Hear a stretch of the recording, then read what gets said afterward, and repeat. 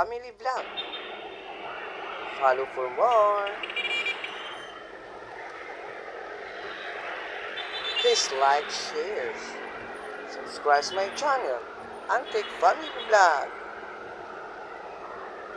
Guys, uwian na naman galing sa trabaho. So maglakad muna tayo mula highway papuntang Tawid. At kailangan ko na ata siguro magpagupit at napakahaba na bago ako magkaroon ng NTA. Huwag naman sana. Ayan, barbershop. Yan, maganda. Dito ako lagi nagpapagupit. Ano, pili mo magpagupit? May isa pa? Hindi na ba magpapagupit yan? Oo, mamaya kayo. Ayan na. O, diba guys? Ang haba na ng buho ko, oh. Inaantok na ata si kuya, eh. Ayan, ang pangit ay mas lalong papangit. Kaya sinasabi na nakikita na sa salamin. Atras buhok, abanti noo. Guys, huwag natin kalimutan mag-subscribe sa ating channel at sa Facebook. Follow nyo lagi ako at lagi nyo ako i-heart. Please comments para at least mas okay.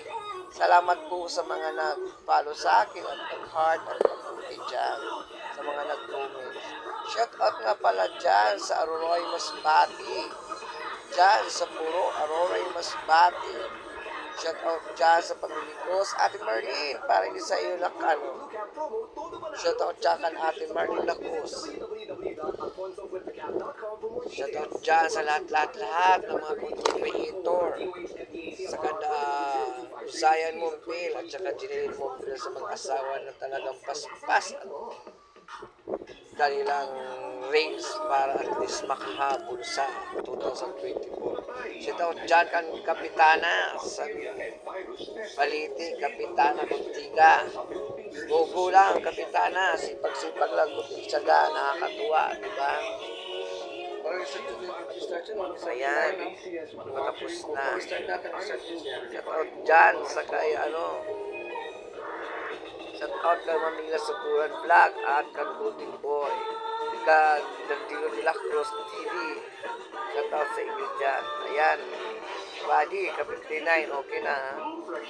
Special yan. Ako lang ginupitan yan. Pagkatapos ng dalawa. Bye-bye.